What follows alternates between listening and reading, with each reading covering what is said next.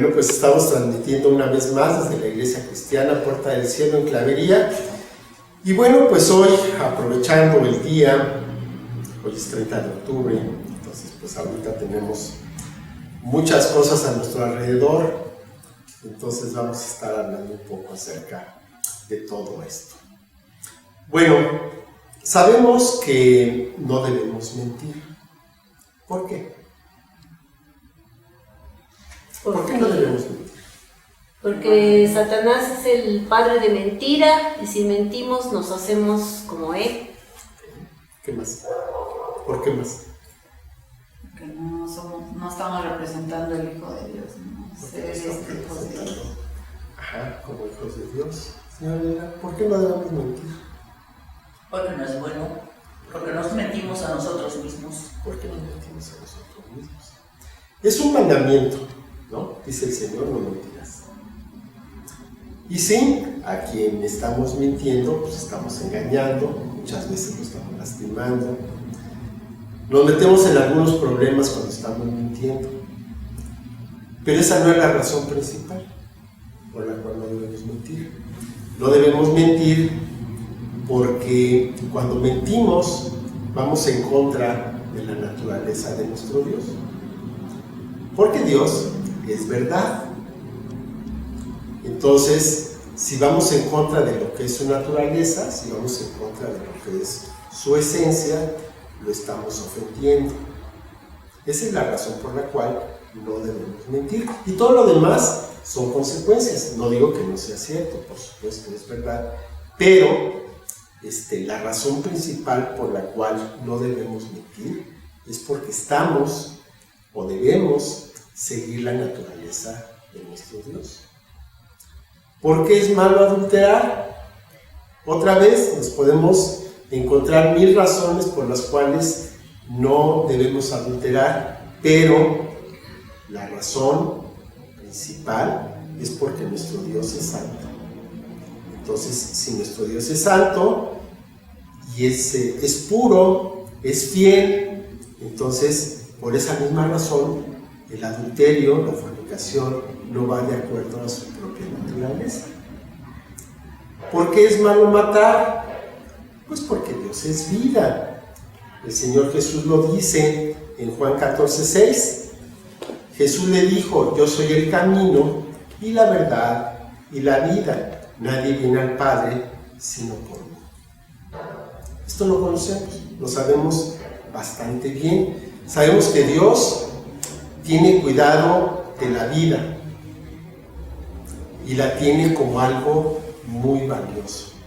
Dios protege la vida. Y sabemos que la vida solamente la puede dar nuestro Dios.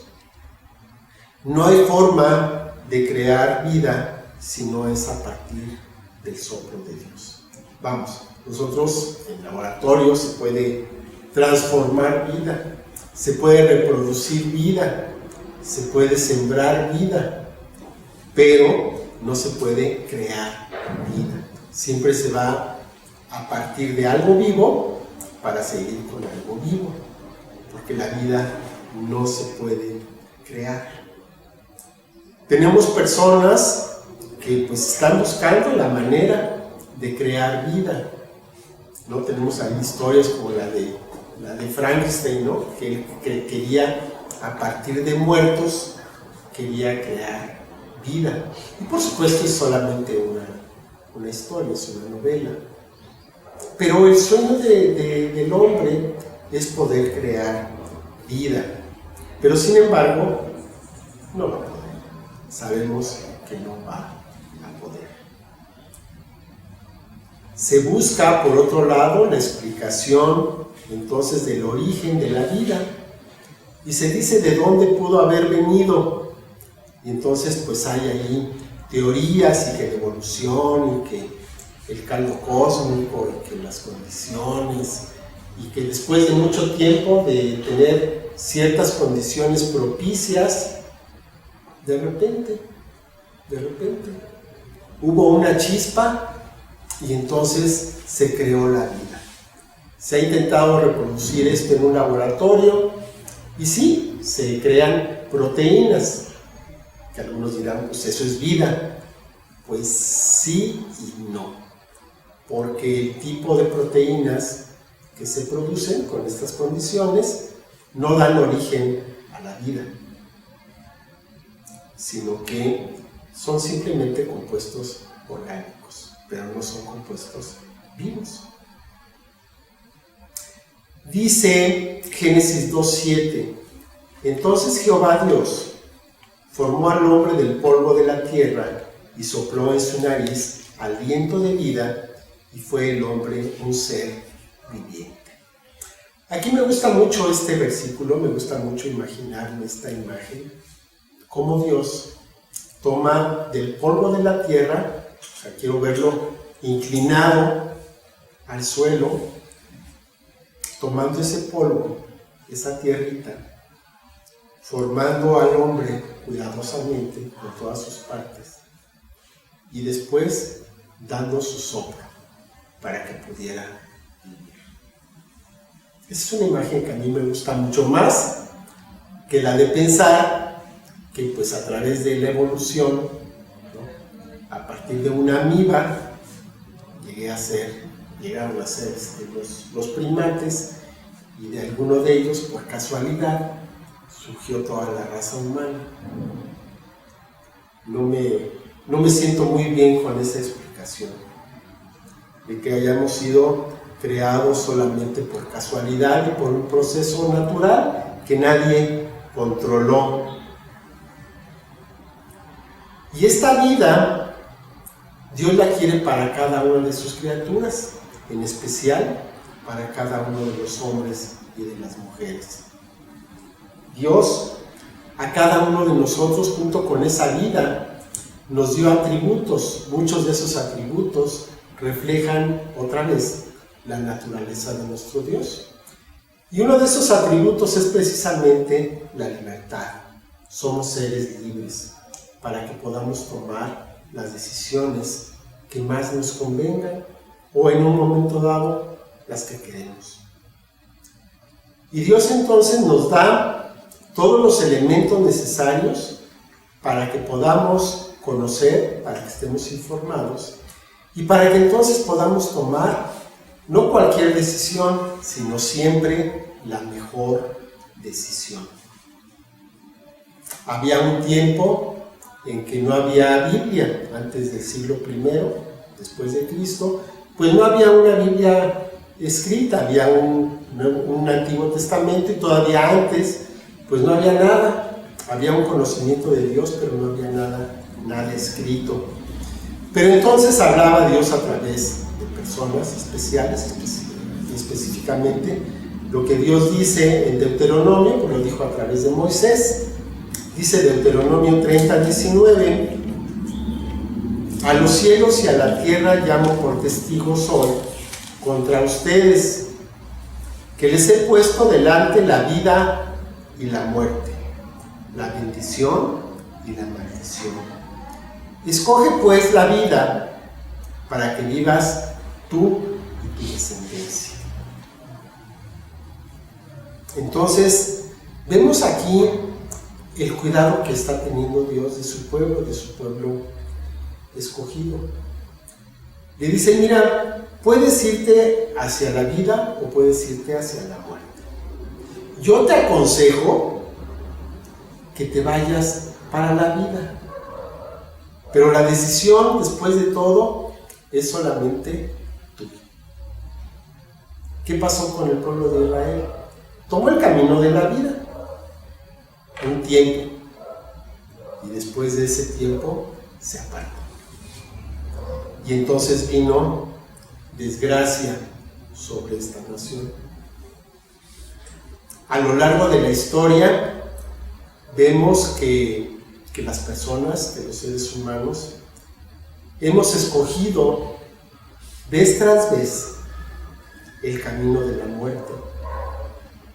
Se dice que la historia de los pueblos es la historia de sus guerras. Entonces, en los nacimientos, en los ocasos, en los desarrollos de los pueblos, siempre vemos que hay guerras.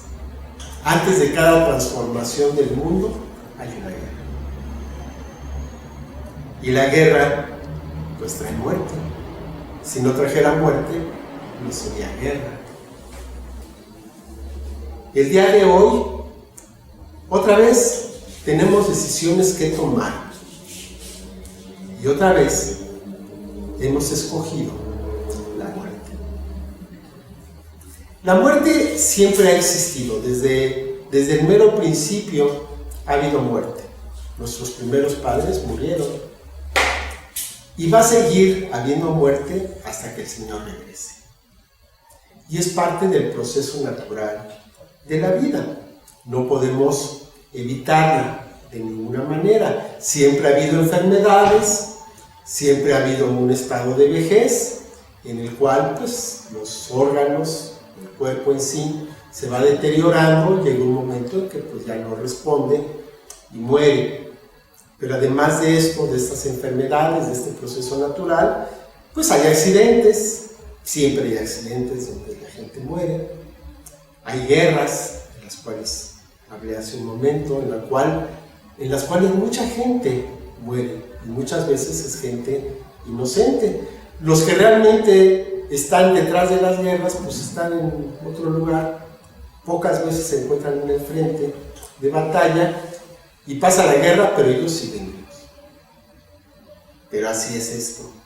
Anteriormente, la cultura de la gente era que donde había muerte, pues se alejaban y se buscaba siempre la seguridad, se buscaba siempre preservar la vida propia y la vida de las personas que estaban cercanas a nosotros. Pero ahora no. Ahora, curiosamente, se busca la muerte y de una manera o de otra es algo que está presente en nuestra cultura. Tenemos una cultura de muerte. Como que no lo vemos claramente, pero, por ejemplo, podemos ver en estas fechas cómo el Día de Muertos que había en el tiempo de nuestros ancestros, pues se fue transformando. Y muy rápidamente en los últimos años, ahora ya no festejamos tanto el Día de Muertos, o lo hacemos, pero junto con algo que se llama Halloween. Y esto es algo muy tremendo. Pero decía que estamos viviendo en medio de una cultura de muerte, porque si nos ponemos a ver todo lo que está a nuestro alrededor, todo apunta hacia esto, todo apunta hacia la muerte. Por ejemplo, pues, muy claro, el aborto. El aborto, desde que comenzó, desde que se liberó el aborto, nada más por hablar de la Ciudad de México, se han realizado 248.400 abortos. O sea, son 248.400 homicidios. Si nos imaginamos un lugar en donde entren 248.400 personas, pues es difícil que lo podamos imaginar, ¿no? Hace poco aquí en la Ciudad de México hubo un concierto masivo muy criticado, por cierto, y ahí se juntaron 260.000 personas. Bueno, imaginemos que todas esas personas fueron asesinadas. No el mismo día, pero a lo largo del tiempo. Pero eso no quiere decir que no hayan muerto, ¿no? El hecho de que haya sido poco a poco no quiere decir de que no se haya realizado. Pero fue realizado con la misma conciencia y con la misma violencia de que si se hubiera soltado una bomba en ese lugar. Tenemos la comunidad LGBT+, que ya no saben de cuántas variantes son, que lo que está llevando, más allá de lo que es la preferencia sexual de cada persona, está llevando a una cultura de esterilidad. Ahora resulta que personas del mismo sexo se pueden casar, pueden llegar al matrimonio, y si son del mismo sexo, pues no se pueden reproducir. Entonces es una forma velada de producir esterilidad en las uniones. Y además, pues estas generaciones, las generaciones que tenemos ahora de los muchachos, pues ya no se quieren casar. Ahora simplemente se van a vivir juntos. Se van a vivir juntos y de todas las maneras posibles evitan que queden embarazadas las mujeres. Perdón, me faltó un detalle acerca del anterior, del aborto. De toda esta cantidad tan grande de muertes, el 96% ha sido por razones de interrupción voluntaria del embarazo.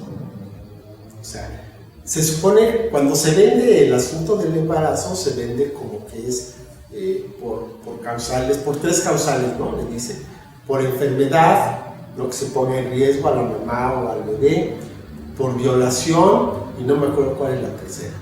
Pero se supone que esas son las 3 razones por las cuales se legaliza el aborto.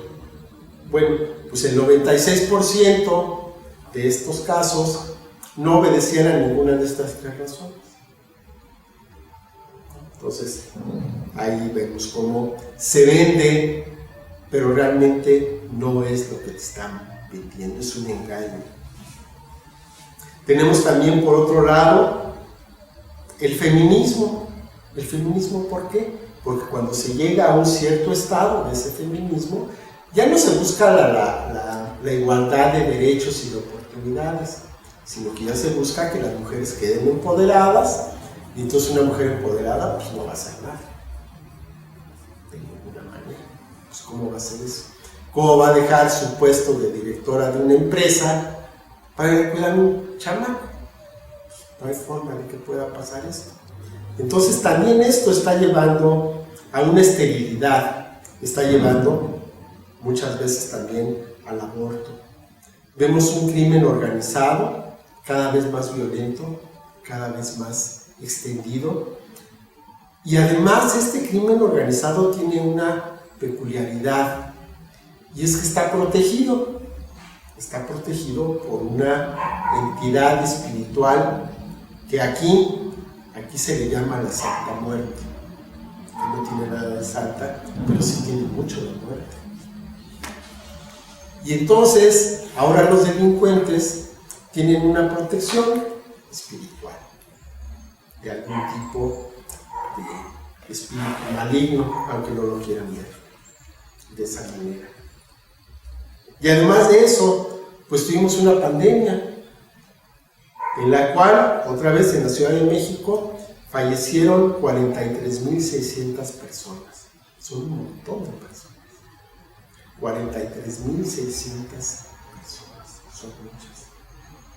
Vemos que hay marchas, vemos que hay desfiles para honrar, para festejar a la muerte.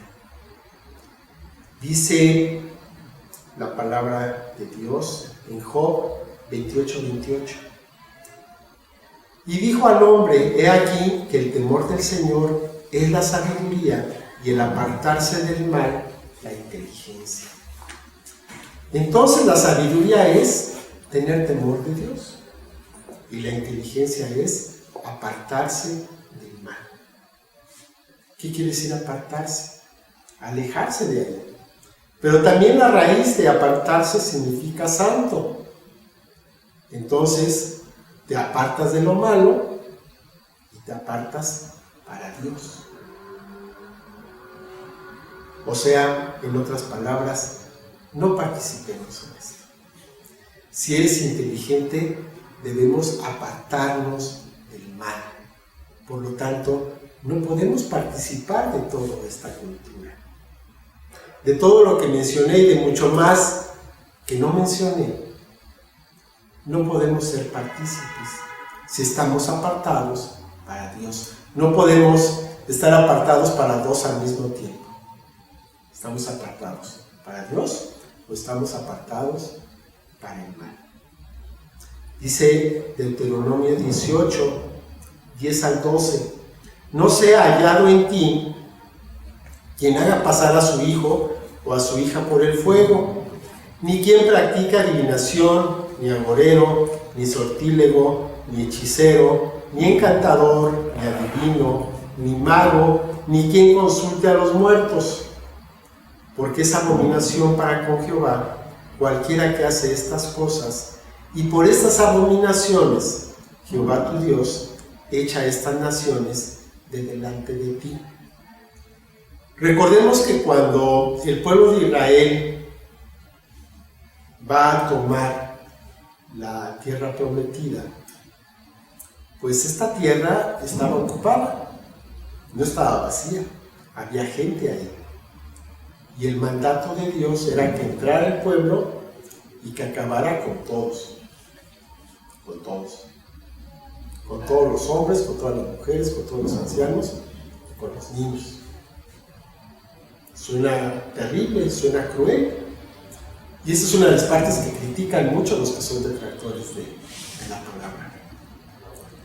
Pero estas naciones que estaban ahí eran naciones que estaban entregadas a todo esto que es abominación para Dios. Entonces Dios quería que su pueblo no se contaminara. Entonces no era nada más suficiente con que los desplazara, que los hicieran a un lado, tenía que acabar con ellos. Porque si quedaban sobrevivientes, esas personas se iban a encargar de contaminar al pueblo escogido de Dios, lo cual después de todo sucedió. Y de esas naciones precisamente es de donde nos viene todo lo que tenemos ahora, de las naciones de Mesopotamia. Primero fueron evolucionando, se esparcieron por todo el mundo, llegaron a Europa, y de Europa llegaron a Estados Unidos, de Estados Unidos. ¿Fue un error no acabar con todos? Pues sí, lo estamos viendo el día de hoy. Parece difícil, parece duro, pero es la realidad. Todas estas prácticas llevan a un reino oscuro, un reino que lleva a la muerte. Todas estas prácticas se conocen como ocultismo, como una forma genérica. Y muchas veces caemos en esto. Muchas veces pues tenemos por ahí la intención de querer saber qué es lo que va a pasar en el futuro. Entonces entramos a juegos que parecen otra vez inocentes, pero que no lo son. Entonces vamos a quien nos eche las cartas, a quien nos lea el té, a quien nos haga una carta astral. Bueno, todas estas prácticas están incluidas. Hemos caído alguna vez, yo creo que todos o casi todos, pero eso no quiere decir que esté bien hecho. Todo esto ahora se le ha puesto una fachada atractiva para que no muestre su verdadero rostro, su rostro de muerte. Porque todo esto es obra del padre de mentira. Dice Hebreos 12:1: por tanto, nosotros también, teniendo en derredor nuestro tan grande nube de testigos, despojémonos de todo peso y del pecado que nos asedia, y corramos con paciencia la carrera que tenemos por delante. Y yo aquí quiero que veamos una frase. Dice: despojémonos de todo peso y del pecado que nos asedia. Esta palabra asedia se refiere a cuando una ciudad era sitiada y entonces el enemigo estaba asediando a esta ciudad.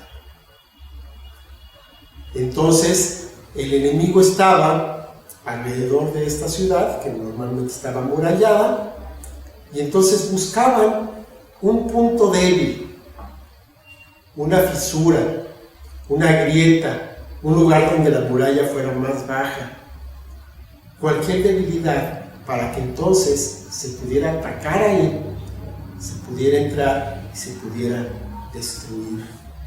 Y así es, el pecado nos está asediando y está buscando una grieta, está buscando una fisura, está buscando un lugar donde la defensa no esté muy alta para poder atacar en ese lugar.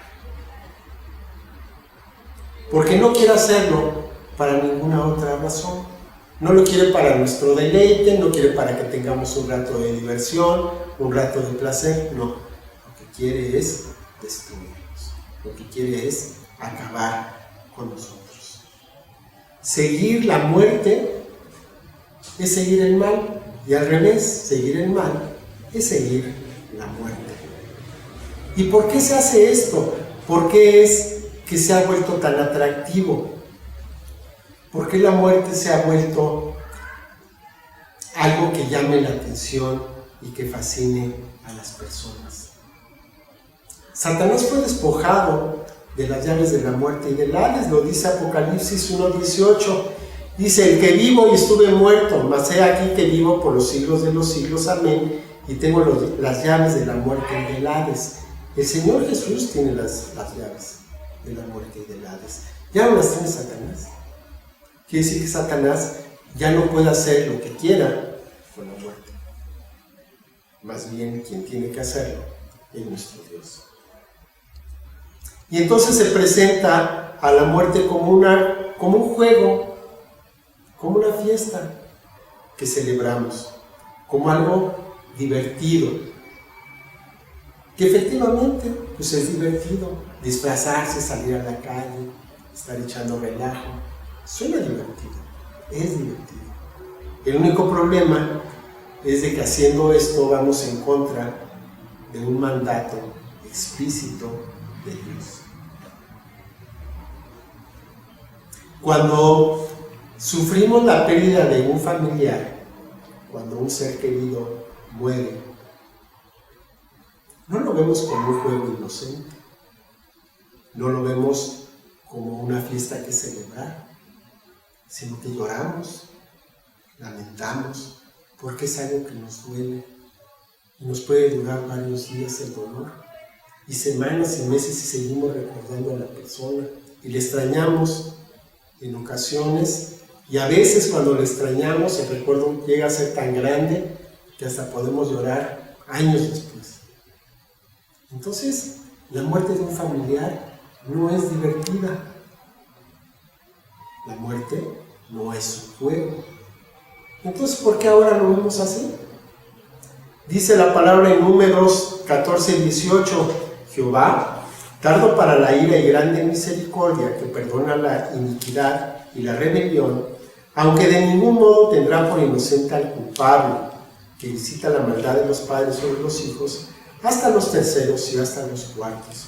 De ninguna manera tendrá por inocente al culpable.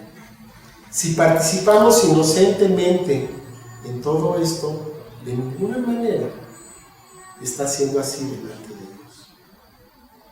No pensemos que no hay consecuencias, porque sí las hay. En cualquiera de las manifestaciones que tiene esta cultura de muerte, sí las hay para Dios. Y realmente, de la única persona que tenemos que preocuparnos de cuáles pueden ser sus consecuencias y de qué es lo que piensa de nosotros, es de Dios. Y es a quien menos tomamos en cuenta. Dice Anton LaVey. Anton LaVey es el fundador de la Iglesia de Satanás en San Francisco, hace ya 50 años, y autor de la Biblia satánica. Él dice: me alegro de que los padres cristianos permitan que sus hijos adoren al diablo al menos una noche al año. Entonces, pues él está muy contento, está cumpliendo su objetivo. Y en cambio dice el Señor, Juan 10:10, el ladrón no viene sino para hurtar, matar y destruir. Yo he venido para que tengan vida y para que la tengan en abundancia. Si sabemos que Satanás únicamente viene para hurtar, para matar, para destruir, sabemos que es el padre de mentira, ¿por qué lo seguimos? ¿A dónde vamos? Si ya sabemos cuál es el fin que tuvo, cuál es el fin que va a tener, nosotros queremos compartir eso. En cambio, el Señor Jesús dice: Yo he venido para que tengan vida y además para que la tengan en abundancia. Una vez más, se pone delante de nosotros la alternativa para elegir el bien o el mal, la vida o la muerte. Hay unas fotografías que son muy impresionantes, fotografías aéreas de la frontera de la República Dominicana con Haití. Comparten una sola isla. Haití durante muchos años fue dominada por el vudú a través de presidentes terribles que tuvieron, y todavía los que están ahorita no son muy buenos que digamos. Pero en esas fotografías se ve claramente, del lado derecho, del lado de Dominicana, está verde, y del lado izquierdo, donde está Haití, está todo árido. Eso es para quien piense que lo espiritual es algo irreal y que no se manifiesta. Por supuesto que se manifiesta. ¿Qué vamos a escoger? ¿Qué camino vamos a elegir? ¿A dónde quieres llegar? Dice Juan 11, 25 y 26, le dijo Jesús: yo soy la resurrección y la vida. El que cree en mí, aunque esté muerto, vivirá. Y todo aquel que vive y cree en mí, no morirá eternamente. ¿Crees esto? Y la pregunta es, ¿crees esto? ¿Crees que Jesús es la resurrección, que es la vida, y que quien cree en Él, aunque esté muerto, va a vivir? ¿Lo crees? ¿En verdad? Vamos a orar. Padre bendito, te doy muchas gracias por esta palabra, Señor. Gracias que nos permites ver la vida como tú la ves, Señor. Gracias que no has permitido que seamos engañados y que podamos mantenernos fieles a ti, fieles a la vida, fieles, Señor, a lo que tú estableces en tu palabra. Yo te pido, Padre, por las personas que conocemos, Señor, que todavía andan en la oscuridad, te pido, Padre, que podamos llevarles la luz, podamos, Señor, hablar claro y preciso de lo que esto significa, para que pues estén apercibidos, Padre, y nosotros pues podamos cumplir con la parte que nos corresponde. Te doy muchas gracias, Señor, por tu palabra, por tu bendición, por tu fidelidad. Te pido, Señor, que todo esto, Señor, todos esos espíritus que andan sueltos, especialmente en estos días, pues, Padre, sean sometidos a tu voluntad y a tu palabra. Te damos gracias, Señor, por tu bendición, Señor, por la autoridad que has puesto en nosotros, Padre, que podamos ejercerla en este tiempo. Te lo pedimos en el nombre de nuestro Señor Jesucristo. Amén. Bueno, pues muchas gracias por estar aquí con nosotros, muchas gracias por ver este video, por conectarse, y pues gracias, que Dios los bendiga. Hasta luego, bendiciones.